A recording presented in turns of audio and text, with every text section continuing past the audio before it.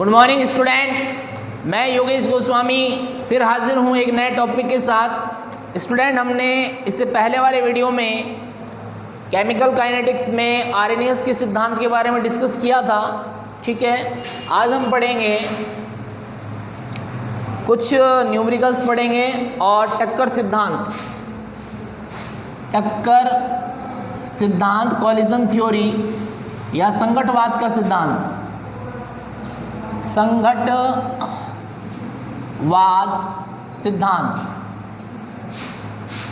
Student, ये सिद्धांत rate of reaction पर ताप की निर्भरता को समझाने के लिए मैक्स ट्राउट और विलियम लुइस नामक साइंटिस्टों द्वारा दिया गया। विलियम लुइस और मैक्स ट्राउट, ये दो साइंटिस्ट थे, उन्होंने ये सिद्धांत प्रतिपादित किया। इस सिद्धांत के अनुसार ये बताया गया है कि किसी भी अभिक्रिया में सबसे पहले अभिकारक के अणुओं के बीच में टक्कर होना बहुत अति आवश्यक है उनका उत्पाद में परिवर्तित होने के लिए। टक्कर होना बहुत ज़रूरी है क्योंकि रेट ऑफ रिएक्शन जो होता है वो टक्करों की संख्या के डिपेंड समानुपाती होता है। टक्करों की संख्या बढ़ेगी तो रेट ऑफ रिएक्शन बढ़ेगा, घटेगी तो घटेगा। अर्थात इस सिद्धांत में किसी भी अभिकारक का उत्पाद में कन्वर्ट होने के लिए 3 स्टेप होते हैं। सबसे पहले होता है अभिकारक अणुओं के मध्य टक्कर होना। अभिकारक अणु के बीच में के मध्य टक्कर से उनका एक्टिवेशन या उनका सक्रियण या उनका एक्टिवेशन, सक्रिय अणु में कन्वर्ट होना। सेकंड है सक्रिय अणुओं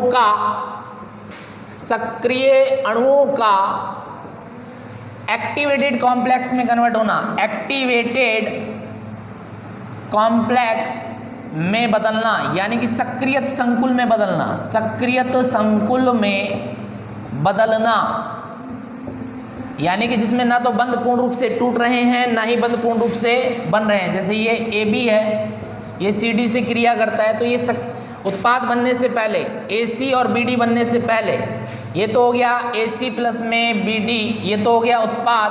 इससे बनने से पहले एक अवस्था है कि जिसमें बंध पूर्ण रूप से ना तो टूट रहा होगा और ना बंध पूर्ण रूप से बन रहा होगा। इसे कहते हैं सक्रियत संकुल एक्टिवेटेड कॉम्प्लेक्स। A और B के बीच में बॉन्ड ब्रेकिंग होगी, यहाँ बॉन्ड ब्रेकिंग होगी, यहाँ बॉन्ड फॉर्मिंग होगी, यहाँ बॉन्ड फॉर्मिंग होगी। ठीक है, जब जाके AC और BD बनेगा। ठीक है, इसे कहते हैं सक्रिय संकुल। ना तो बंध पूर्ण रूप से बन रहा हो और ना ही बंध पूर्ण रूप से टूट रहा हो, ना तो बॉन्ड ब्रेकिंग कंप्लीटली हो रही हो ना ही बॉन्ड फॉर्मिंग कंप्लीटली हो रही हो। तीसरा स्टेप है सक्रियत संकुल का। ये सक्रिय संकुल है जिसमें बॉन्ड फॉर्मिंग कंप्लीट नहीं हो रही और बॉन्ड फॉर्मिंग भी कंप्लीट नहीं हो रही। तीसरा स्टेप है सक्रिय संकुल का उत्पाद में परिवर्तन। तो 3 स्टेप हैं टक्कर सिद्धांत के अनुसार। रिएक्टिंग मॉलिक्यूल का एक्टिवेशन या सक्रिय अणु, एक्टिव मॉलिक्यूल्स में कन्वर्जन, एक्टिव मॉलिक्यूल्स का एक्टिवेटेड कॉम्प्लेक्स में परिवर्तन और एक्टिवेटेड कॉम्प्लेक्स का प्रोडक्ट में परिवर्तन। ये 3 स्टेप होते हैं जब जाके रिएक्शन कंप्लीट होती है। ठीक है स्टूडेंट, अब हम पढ़ेंगे इसमें ही टक्कर सिद्धांत में जैसे रेट ऑफ रिएक्शन है वो किस चीज़ पर डिपेंड करता है। माना कि एक रिएक्शन हो रही है A प्लस B के बीच में और उत्पाद बन रहा है, तो अभिक्रिया का जो वेग है, रेट ऑफ रिएक्शन जो है, अभिक्रिया का वेग dx/dt से शो करते हैं। ये बराबर होगा K और A की कंसंट्रेशन गुणा में B की कंसंट्रेशन। यदि A की कंसंट्रेशन बराबर 1 मोल पर लीटर हो तो क्या होगा, रेट ऑफ रिएक्शन dx/dt बराबर होगा वेग नियतांक के, और ये बराबर होता है ZQ के। Z यहाँ पर टक्कर आवृत्ति है। टक्कर आवृत्ति यानी प्रति सेकंड प्रति लीटर होने वाली टक्करों की संख्या, प्रति सेकंड प्रति लीटर अभिकारी अणुओं के बीच में होने वाली टक्करों की संख्या। और यहाँ Q क्या है, सक्रिय अणुओं का अंश है। सक्रिय अणुओं का अंश और Q बराबर होता है कुल सक्रिय अणुओं की संख्या बटे में कुल अणुओं की संख्या।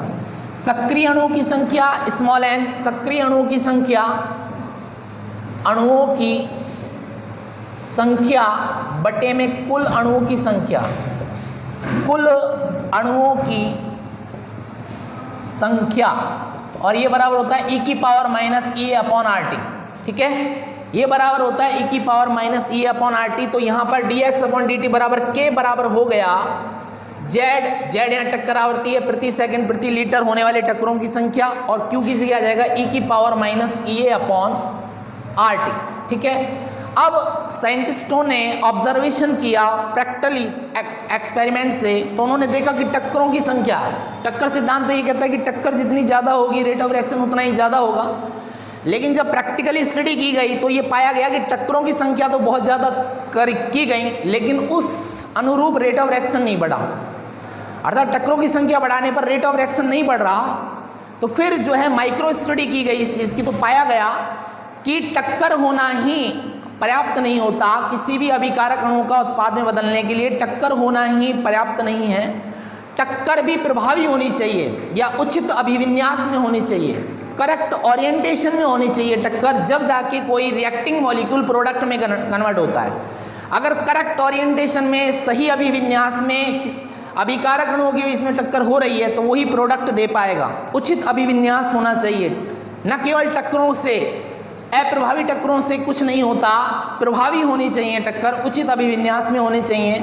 तो संशोधित संगतवाद सिद्धांत, संशोधित संगतवाद जो सिद्धांत है इसमें थोड़ा सा संशोधन किया गया और एक समीकरण आई k बराबर यहाँ p z e की पावर माइनस ई अपॉन आर टी। यहाँ p जो है ये त्रिविम कारक है, p जो है वो त्रिविम कारक है और ये अभिकारक अणुओं के त्रिविमीय अभिविन्यास पर निर्भर करता है, यानी उनका त्रिविम अभिविन्यास उचित है तो अभिकारक अणुओं के बीच में होने वाली टक्कर प्रोडक्ट दे पाएगी। अगर अभिविन्यास उचित हो तो प्रभावी टक्कर होगी, और अभिविन्यास उचित नहीं है तो प्रभावी टक्कर नहीं हो पाएगी और जिससे प्रोडक्ट नहीं बन पाएगा। उचित अभिविन्यास में अगर टक्करें हो रही हैं अभिकारक अणुओं के बीच में तो प्रोडक्ट दे पाएगा। तो यहाँ ये संशोधित संगतवाद सिद्धांत है, संशोधित, इसमें कुछ चेंज हुआ और संशोधित संगतवाद सिद्धांत ये कहता है k बराबर पी जेड ई की पावर माइनस ई अपॉन आर टी, और यहाँ p जो है त्रिम कारक है, त्रिम कारक उचित अभिविन्यास पर निर्भर करता है। ये जैसे हम इसको एग्जाम्पल से समझें,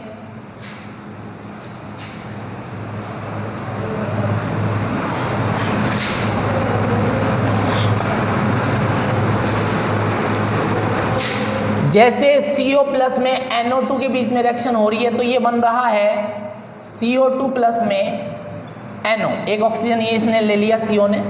अब ये रिएक्शन कैसे है, जैसे ये CO है, ये ऑक्सीजन का मॉलिक्यूल है और ये नाइट्रोजन है, और नाइट्रोजन पर दोनों ऑक्सीजन यहाँ लग रहे हैं। तो यहाँ O को एक ऑक्सीजन मिलना चाहिए लेकिन टक्कर हो रही है कार्बन और ऑक्सीजन के बीच में, तो ये करेक्ट ओरिएंटेशन नहीं है, करेक्ट ओरिएंटेशन नहीं है, नहीं है।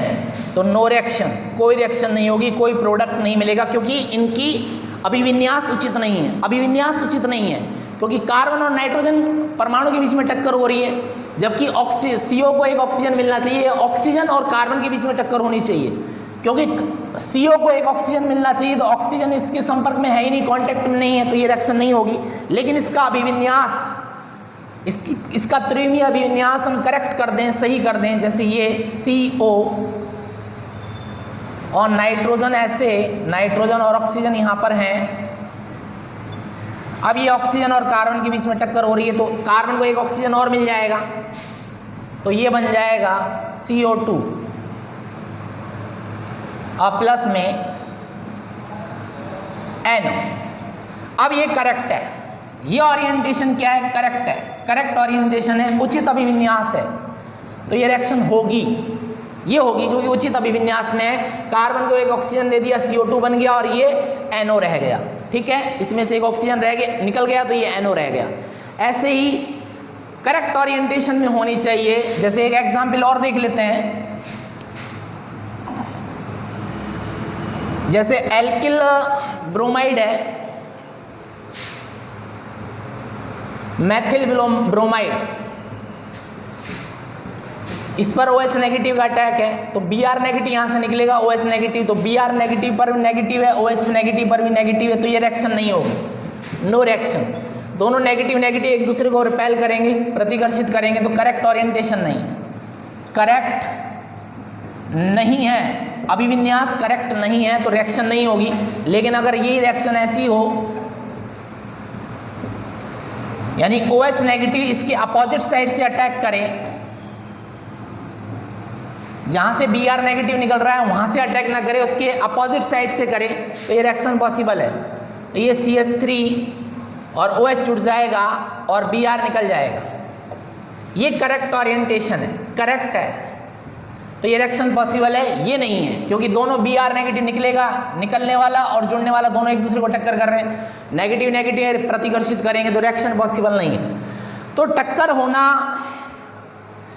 उचित अभिविन्यास में तो रेट ऑफ रिएक्शन हाई हो जाएगा, बढ़ जाएगा, लेकिन अगर उचित अभिविन्यास में नहीं है तो रेट ऑफ रिएक्शन कम हो जाएगी, प्रोडक्ट नहीं दे पाएगी वो रिएक्शन। ठीक है स्टूडेंट, अब हम कुछ न्यूमेरिकल कर लेते हैं, ये यूनिट कंप्लीट हुआ है, इसके कुछ न्यूमेरिकल्स कर लेते हैं, इसके कुछ न्यूमेरिकल्स कर लेते हैं। ठीक है, जैसे मान लो एक न्यूमेरिकल है, क्वेश्चन दे रखा है कि प्रथम कोटि की कोई अभिक्रिया है, प्रथम कोटि की कोई अभिक्रिया है, उसके 90% को पूर्ण होने में 10 घंटे लगते हैं, 90% को पूर्ण होने में 10 घंटे लगते हैं, तो 99% और 99.9% को पूर्ण होने में कितना समय लगेगा। कोई प्रथम कोटि की अभिक्रिया है, उसके 90% को पूर्ण होने में 10 घंटे लगते हैं, तो 99% और 99.9% को पूर्ण होने में कितना समय लगेगा। हमारे पास प्रथम कोटि अभिक्रिया की समाकलित एक समीकरण है 2.303 बटे में T log 10 A बटे A माइनस एक्स। यहाँ A बराबर 100 है, स्टार्टिंग में 100 ग्राम है, और A माइनस एक्स यानी कि 100 माइनस 90, x का मान यहाँ 90% खप गया, अपघटित हो गया, तो ये हो जाएगा 10। तो ये वैल्यू रखनी है हमें। T 10 घंटे हैं, 90% को पूर्ण होने में 10 घंटे लगते हैं, तो 2.303 बटे में 10 log 10, 100 माइनस में 100 में से 90 गए तो ये बचा 10। तो log 10 का मान 1 होता है, के बराबर 2.303 बटे में 10 गुणा में log 10 आ रहा है, log 10 का मान होता है 1, तो ये आ जाएगा के बराबर 2.303 गुणा में 10 की घात 1 है, ऊपर जाएगी तो 10 की घात -1, ये हो जाएगा घंटा इनवर्स। ये के का मान आ गया 2.303 गुणा 10 की घात -1, ये घंटा इनवर्स आ गया। ठीक है स्टूडेंट, अब हम सेकंड स्टेप पढ़ेंगे इसका। हमारे पास 99% पूर्ण होने में कितना समय लगा और 99.9% पूर्ण होने में कितना समय लगा। तो अब हमने के का मान निकाल लिया, तो टी निकालेंगे, हम टी को ले जाएंगे यहाँ और के आ गया नीचे, तो ये समीकरण बनेगी 2.303 बटे में के log 10, ए का मान वही 100 और a माइनस 99 यानी 100 माइनस 99, ये आ गया 1। ठीक है, तो log 100 आ जाएगा, log 100 का मान t बराबर 2.303, के का मान हमने निकाल लिया 2.303 गुणा 10 की घात -1, और log 100 का मान आ जाएगा 2। तो 2.303 से 2.303 खत्म, और ये 10 की घात 1 ऊपर गई तो 10 की घात +1, ये आ जाएगा 20 घंटे।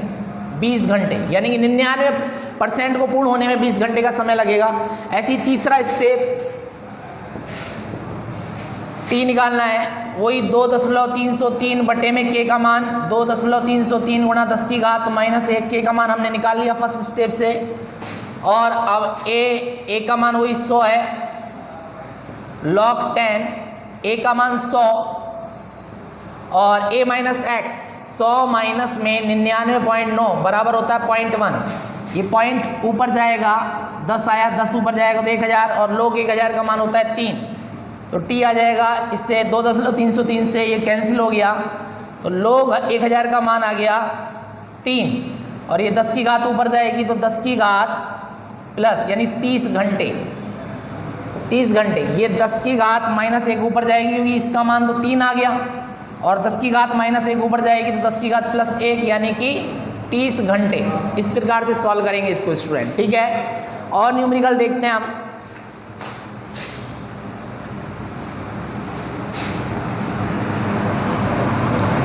एक न्यूमेरिकल है कि किसी अभिकारक x का y में वायवीय रूपांतरण हो रहा है,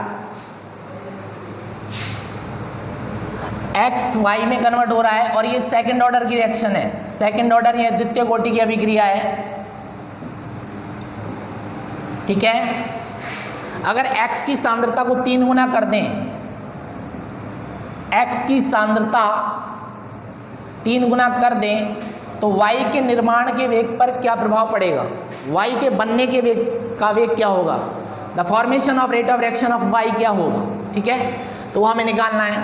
सबसे पहले dx/dt अभिक्रिया का वेग बराबर k और x की पावर 2, क्योंकि ये द्वितीय कोटि की अभिक्रिया है तो n का मान 2 है, ठीक है। और dx/dt अगर हमने इसकी सांद्रता को क्या कर दिया, 3 गुना कर दिया तो 3x, और ये अब इसको सॉल्व करेंगे तो dx/dt बराबर k 3 तिया 9 और गुणा में x², तो kx² था पहले, अब ये हो गया kx² 9, तो ये 9 गुना हो जाएगा। y के बनने का वेग जो है वो 9 गुना हो जाएगा, पहले की तुलना में 9 गुना हो जाएगा, 9 गुना ज़्यादा गति से y बनेगा, ठीक है। 9 गुना हो जाएगा यदि आपने x की सांद्रता को 3 गुना किया, ठीक है स्टूडेंट। उसके बाद और 2-3 एग्जाम्पल्स हैं।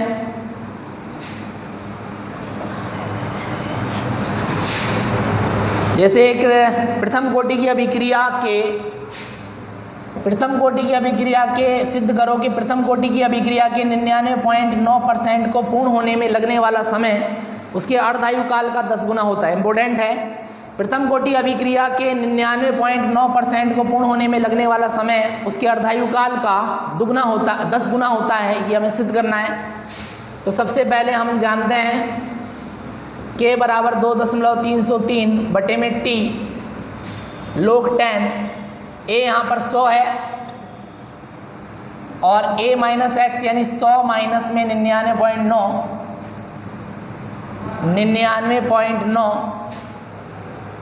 k बराबर 2 इस t को यहाँ लेके आओ, k को यहाँ लेके आओ, 2.303 बटे में k log 10 100 और यह आ जाएगा 0.1, पॉइंट ऊपर गया तो ये 1000 आ गया, ठीक है। क्योंकि 99.9% को पूर्ण होने में कितना समय लगेगा वो हमें निकालना है। तो ये आ जाएगा तुम्हारा लोग 100 और 100 में से 99.9 आ गया, ठीक है, और इसका मान आ जाएगा 3। तो t बराबर 2.303 बटे में k लोग 1000 का मान होता है 3, तो ये आ जाएगा 3 दूनी 6 909 बटे में k, ये आ गया। समीकरण नंबर 1 दे देते हैं।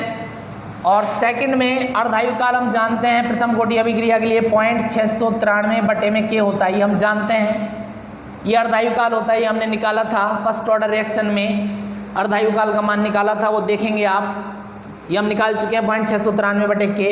समीकरण नंबर 2 दे देते हैं। तो समीकरण 1 में 2 का भाग देने पर, 1 में 2 का भाग देने पर तो ये आ जाएगा t बटे में t हाफ, यानी कि 6.909 बटे में k, और भाग देना है 0.693 बटे में k, तो 6.909 बटे k गुणा में k ऊपर और ये नीचे k बटे में 0.693, तो ये इसमें इसका भाग दोगे तो ये आ जाएगा 10। तो t बराबर t हाफ, t बटे में t हाफ बराबर 10, तो 6.909 में 0.693 का भाग दोगे तो 10 आएगा, या फिर t बराबर 10 गुना में t हाफ। अतः सिद्ध होता है कि प्रथम कोटि अभिक्रिया के 99.9% को पूर्ण होने में लगने वाला समय अर्धायुकाल का 10 गुना होता है, ये सिद्ध होता है। ठीक है स्टूडेंट, और एग्जाम्पल देख लेते हैं कि सिद्ध कीजिए कि प्रथम कोटि अभिक्रिया के 3/4 भाग को पूर्ण होने में लगने वाला समय अर्धायुकाल का दुगना होता है। प्रथम कोटि अभिक्रिया के 3/4 भाग को 3/4 अब 3/4 भाग को पूर्ण होने में लगने वाला समय अर्धायुकाल का 3/4 भाग को पूर्ण होने में लगने वाला समय अर्धायुकाल का दुगना होता है। अर्धायुकाल का दुगना होता है, सिद्ध करना है। तो सबसे पहले हम अर्धायुकाल निकालते हैं, वो आता है 0.693/k और इसको हम ऐसे लिख सकते हैं 2.303 गुणा में 0.3010/k, क्योंकि 2.303 और 0.3010 को गुणा करेंगे तो यही आएगा 0.693। तो ये प्रथम कोटि हमने निकाला था। 0.693 कैसे निकलता है? 2.303 को 0.3010 में लोग 2 का मान आता है, 0.3010 इसको गुणा करते हैं तो ये आ जाता है। इसी समीकरण नंबर 1 दे देते हैं। और टी हाफ निकालना है हमें, टी 3/4 निकालना है। तो 2.303/k log 10 a बटे में a माइनस एक्स, a यहाँ पर 1 है और a माइनस एक्स का मान है 1 में से 3/4 खप गया तो ये आ गया, 1 में से 3/4 गया तो 1/4। तो ये t 3/4 बराबर 2.303/k log 10 1 बटे में 1/4 और ये 4 ऊपर जाएगा तो ये आ जाएगा 4 log 4। और log 4 को कैसे लिख सकते हैं हम? log 4 को लिख सकते हैं 2 की पावर 2। ठीक है, ये 4 ऊपर आ गया और 4 को हम लिख सकते हैं 2 की पावर 2 और पावर नीचे आगे आ जाती है। तो ये t 3/4 2.303/k इसको हम लिख सकते हैं 2 गुणा में log 10 2 और log 2 का मान होता है 0.3010। log 2 का मान 0.3010 होता है, वो रख देते हैं हम 0.3010। ठीक है, ये समीकरण नंबर 2। अब समीकरण 2 में 1 का भाग देने पर, समीकरण 2 में 1 का भाग देने पर तो t 3/4 और t हाफ ये आ जाएगा। इसका मान दे रखा है 2.303 गुणा में 0.3010 में k और भाग देना है इसका ना 3/4 का मान रखो पहले तो। इसका मान है 2.303 में k गुणा में 2 गुणा में 0.3010, इसमें भाग देना है इसका तो ये आ जाएगा 2.303 गुणा में 0.3010/k गुणा में कन्वर्ट करेंगे तो k को ऊपर ले जाओ, k ऊपर और ये वाली टर्म्स नीचे 2.303 गुणा में 0.3010 तो 3010 से 3010 खत्म, 2.303 से 2.303 खत्म, k से k खत्म, बचा क्या 2। तो ये सिद्ध हो गया कि प्रथम कोटि की किसी अभिक्रिया को पूर्ण होने में लगने वाला समय अर्धायुकाल का दुगना होता है। ये टी हाफ अगले स्टेप में आ जाएगा। तो टी हाफ बराबर 2 गुणा में टी हाफ, टी 3/4 बराबर 2 गुणा में 3/2 1/2 यानी अर्धायुकाल का दुगना होता है। प्रथम कोटि की किसी अभिक्रिया के 3/4 को पूर्ण होने में लगने वाला समय अर्धायुकाल का दुगना होता है, ये सिद्ध हो जाता है। और एक एग्जाम्पल करते हैं।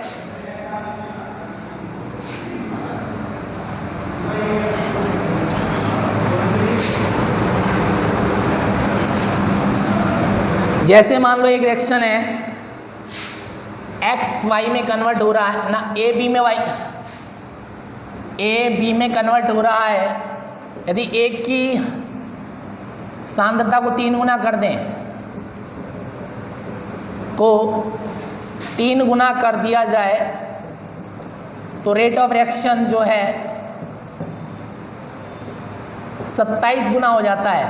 तो हमें अभिक्रिया की कोटि निकालनी है, अभिक्रिया की कोटि निकालनी है, कोटि ज्ञात करो। तो पहले वाली समीकरण जो बन रही है डी आर बराबर अभिक्रिया का वेग आर बराबर के बराबर ए की पावर एन। ठीक है जैन, अभिक्रिया की कोटि निकालनी है, एन का मान निकालना है, ये फर्स्ट समीकरण है। और अगर हम ए को दूना कर दें तो 27 गुना हो जाता है, अभिक्रिया का वेग आर है। अगर हम इसकी सांद्रता को 3 गुना कर दें तो ये हो जाता है 27 गुना रेट ऑफ रिएक्शन। तो समीकरण 2 में 1 का भाग देने पर, समीकरण 2 में 1 का भाग देने पर 27R बटे R बराबर के 3A की पावर n बटे में के A की पावर n, इसको खोलेंगे के 3 की पावर n और A की पावर n, के A की पावर n, के से के खत्म, A की पावर n से A की पावर n खत्म, ये आया 3 की पावर n और R से R खत्म, तो ये बचा क्या 27 बराबर 3 की पावर n। 27 को हम लिख सकते हैं 3 की पावर 3 बराबर 3 की पावर n, तुलना करने पर n का मान आ रहा है 3।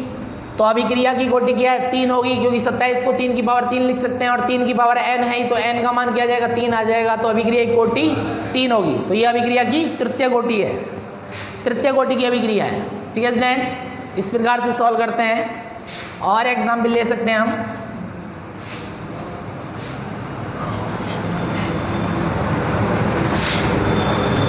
जैसे मान लो एक रिएक्शन है A प्लस में 2B प्लस में 3C उत्पाद बना रहे हैं। पहला क्वेश्चन है कि सभी अभिकारकों की सांद्रता को दुगना कर दें तो रेट ऑफ रिएक्शन क्या होगा, और सभी अभिकारकों की सांद्रता को आधा कर दें तो रेट ऑफ रिएक्शन क्या होगा। A की सांद्रता को दुगना, B की सांद्रता को आधा और 3 की सांद्रता को 3 गुना कर दें तो रेट ऑफ रिएक्शन क्या होगा। क्वेश्चन है, पहला स्टेप है सभी अभिकारकों की सांद्रता को दुगना कर दें तो रेट ऑफ रिएक्शन क्या होगा। तो रेट ऑफ रिएक्शन जो है पहले तो K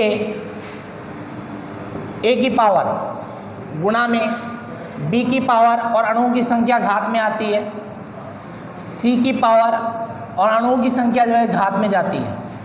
अब हमने सभी अभिकारकों की सांद्रता को दुगना कर दिया, इसकी सांद्रता को दुगना किया तो 2, इसकी सांद्रता को भी दुगना किया 2B दुगना कर दिया और इसकी सांद्रता को भी दुगना कर दिया, तो ये आ जाएगा K गुणा 2, 2 दूनी 4, 2 दूनी 4, 4 दूनी 8, 8 चौक 32, 32 चौक 64, ये 64 गुना हो जाएगा रेट ऑफ रिएक्शन। प्रत्येक अभिकारक की सांद्रता को दुगना कर दें तो रेट ऑफ रिएक्शन पहले की तुलना में 64 गुना हो जाएगा। ठीक है, अब दूसरा क्वेश्चन है प्रत्येक अभिकारक की सांद्रता को आधा कर दें, आधा कर दें तो रेट ऑफ रिएक्शन पर क्या प्रभाव पड़ेगा। आधा करो कि इसकी सांद्रता को आधा किया, इसकी सांद्रता को भी आधा किया, अणुओं की संख्या तो 2 आएगी और उस पर अणुओं की संख्या 3 आएगी। इसकी सांद्रता को आधा किया कि 1/2 गुणा में 2 दूनी 4 गुणा में 2 दूनी 4, 4 दूनी 8, 8 चौक 32, 32 चौक 64। पहले की तुलना में 1/64वां हिस्सा घट जाएगी, 1/64वां हिस्सा हो जाएगी पहले की रेट ऑफ रिएक्शन का 1/64वां भाग हो जाएगा रेट ऑफ रिएक्शन। ठीक है, तीसरा क्वेश्चन है अगर हम A की सांद्रता को दुगना कर दें, इसको आधा कर दें, इसको 3 गुना कर दें तो रेट ऑफ रिएक्शन क्या होगा। रेट ऑफ रिएक्शन बराबर K, इसकी सांद्रता को दुगना कर दें तो 2, इसकी सांद्रता को आधा कर दें तो अणुओं की संख्या तो घात में जाएगी और इसकी सांद्रता को 3 गुना कर दें 3 और अणुओं की संख्या ऊपर जाएगी कि 2 गुणा में 2 दूनी 4, 3 3 9 9 3 27, ये आ जाएगा 2 एकम 2, 2 दूनी 4, यानी 27/2। रेट ऑफ रिएक्शन 27/2 हो जाएगा, पहले का 27/2 हो जाएगा। ठीक है स्टूडेंट, इस प्रकार से सॉल्व करते हैं। ठीक है स्टूडेंट, आज का वीडियो हमारा यहीं समाप्त होता है। आशा करता हूँ ये यूनिट हमारा केमिकल डायनेमिक्स खत्म हो रहा है, खत्म हो गया है आज। ठीक है, आगे क्या पढ़ाना है, ऑर्गेनिक स्टार्ट करनी है या इनऑर्गेनिक का ही कोई दूसरा यूनिट लेना है, हम बता देंगे। ठीक है, कोई प्रॉब्लम हो कमेंट बॉक्स में डालो। Thank you so much student.